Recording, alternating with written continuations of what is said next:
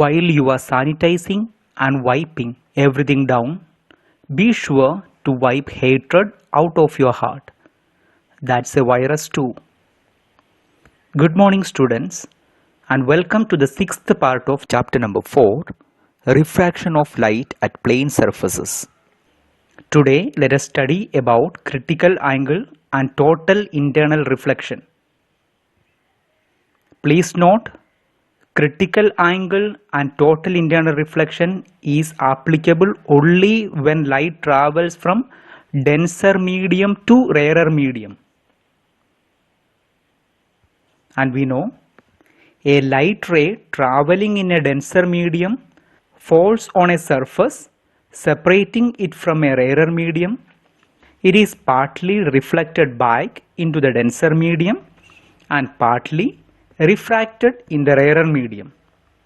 And when light travels from denser medium to rarer medium, refracted ray bends away from the normal. Now, if we increase the angle of incidence, angle of refraction also will change. More and more we increase the angle of incidence, more and more it will bend away from the normal. Now, for a particular angle of incidence, angle of refraction will be 90 degree. This angle of incidence is known as critical angle. That means critical angle is the angle of incidence in the denser medium corresponding to which the angle of refraction in the rarer medium is 90 degree.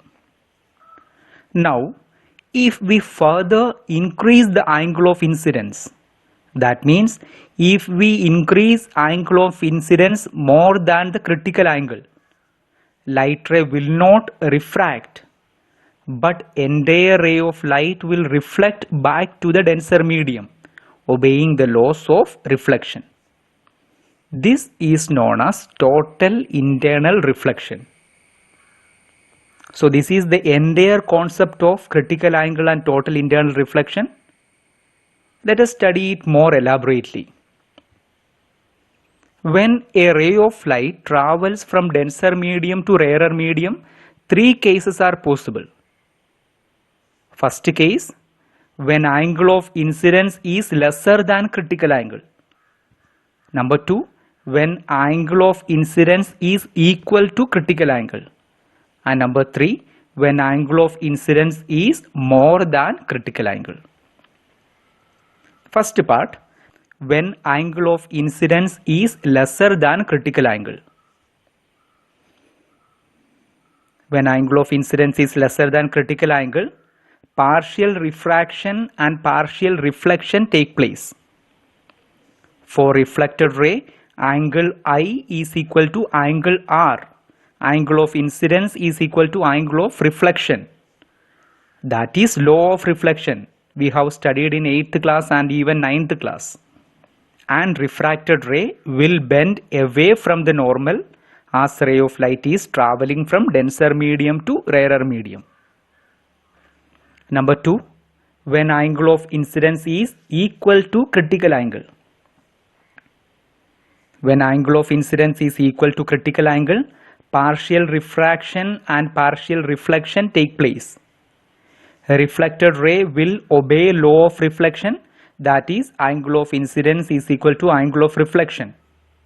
And refracted ray will be having an angle of refraction 90 degree. That means refracted ray will pass through the separation of medium. Now the third part, when angle of incidence is greater than critical angle. When angle of incidence is greater than critical angle, only reflection take place. There is no refraction.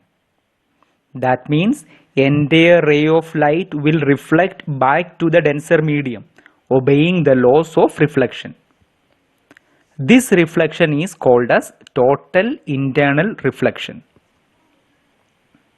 Now let us study the relationship between critical angle and refractive index.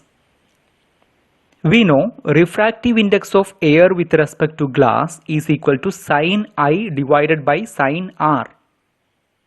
and sine I is equal to critical angle, that is equal to sine C, and sine R is equal to sine 90 degree, which is equal to 1.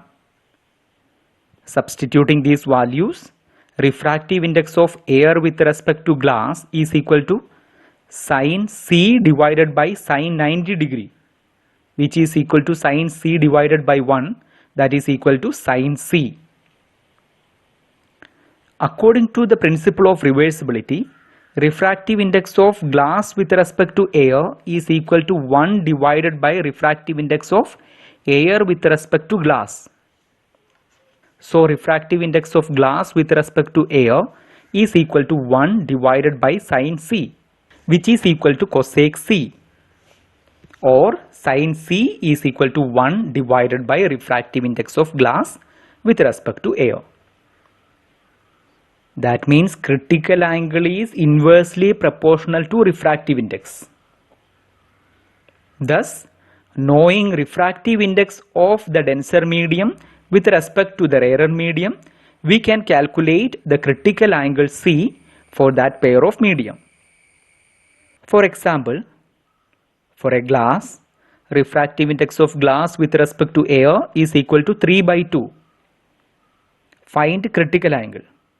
We know sine C is equal to 1 divided by refractive index of glass with respect to air. That is equal to 1 divided by 3 by 2. That is equal to 2 by 3.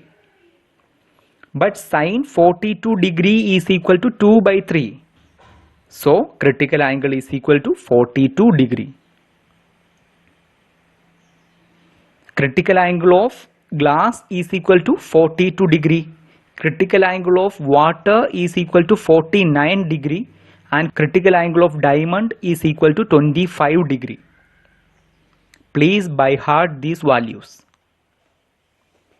Now let us study the factors affecting critical angle. Critical angle depends on two factors. Number 1, color of light. Number 2, temperature. So first one, color or wavelength of light. We know sine C is equal to 1 divided by refractive index. Critical angle is inversely proportional to refractive index. And we know wavelength or color is inversely proportional to refractive index. So critical angle is directly proportional to wavelength.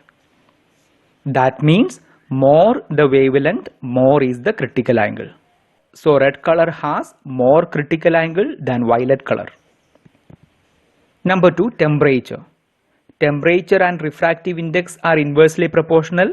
So critical angle is directly proportional to temperature. More the temperature, more is the critical angle. Now let us study more about total internal reflection. We know when angle of incidence is more than critical angle, total internal reflection take place. That means when a ray of light traveling in a denser medium is incident at the surface of a rarer medium at an angle of incidence greater than the critical angle for the pair of media, the ray is totally reflected back into the denser medium. This phenomena is called as total internal reflection.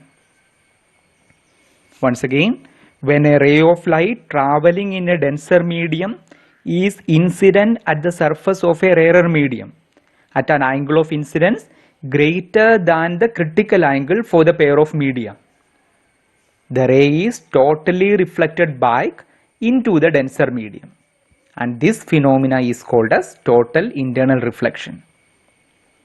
Now condition for total internal reflection, very important. Usually this comes for the board examination.